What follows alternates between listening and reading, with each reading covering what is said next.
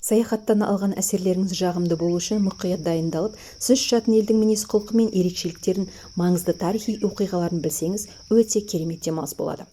Вьетнамда француздың круассаны мен кофесі сатылады. Кейбір жерінде ағылшынша емес, орысша сөйлейді. Бір бүйректері орыстарға бұрып тұрады. Неліктен деп ойлайсыз? ақш азаматтары қаншама елге визасыз кіріп шығып жүргенде Вьетнамға визасыз кіре алмайды. Қызық, иә? Осының барлығын түсіну үшін тарих беттеріне көз жүгіртейік. Бұдан 2000 жыл бұрын Вьетнамның солтүстігі Қытайдың қол астында болды.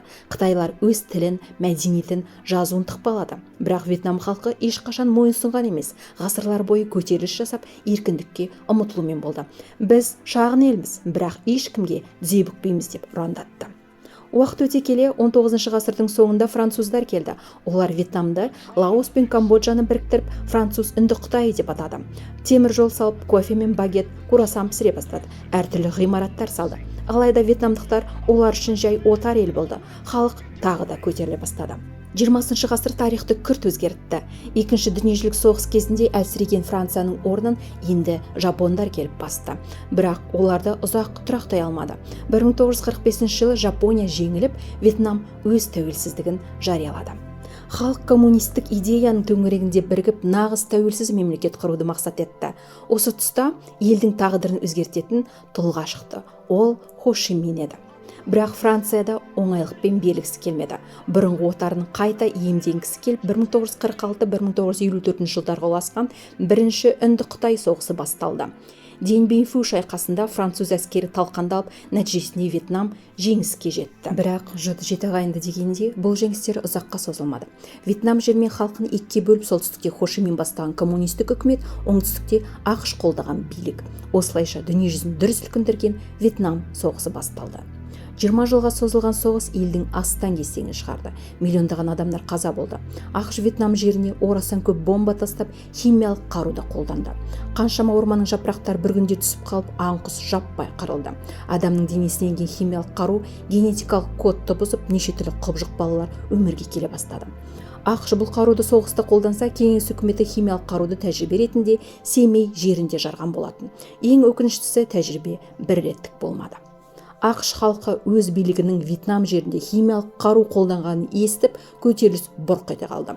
Халық бұл соғыстың қандай пайдасы бар екенін түсінбей дал болды. Ал үлкен алпауыттар арасында кішкентай елдерді отарлап, өз билігін жүргізу үшін бәсеке өршіп тұрған кез еді. Осы кезде солтүстік Вьетнамға кеңес одағы мен Қытай айтарлықтай көмек көрсетті. Бірақ Қытай ақштың ықпалынан қорқып, соғыс өз жерінде болғаннан Вьетнам жерінде болғанын жөн көрді. Сол үшін де қару-жарақ, ұшақ, танк, экономикалық демеу жасады. Мыңдаған кеңес мамандары Вьетнам жерінде жұмыс істеді. Қиын кезде қол ұшын созды деп, сол үшін Вьетнам халқы қазір орыстарға жылы қабақ танытады. Вьетнамның Қытаймен әлі күнге дейін шешілмей келе жатқан өз проблемалар жетерлік. Вьетнамның кейбір жерлерінде орысша сөйлейтіндері де сол үшін, бірақ қазіргі жастары әлемдік тенденцияға сай ағылшын тілінде сөйлеуге тырысады. Себебі ақш соғыстан кейін өз қателігін түсініп, Вьетнамның экономикасын қалпына келтіру үшін қаншама қаражат құйды. Қаншама бренд товарлары осы Вьетнамда орналасқан, бірақ әлі күнге дейін арзан жұмыс қол ретінде пайдаланылады. Вьетнамның тарихы еркіндік үшін күрескен, ешқашан бас емеген халықтың тарихы.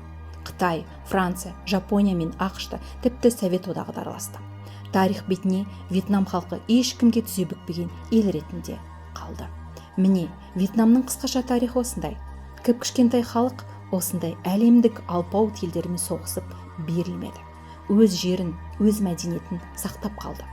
Енді қалай ойлайсыз? Осындай батыл, қайсар елдің жеріне саяхаттап барғыңыз келер ме еді? Келесі видеода кездескенше.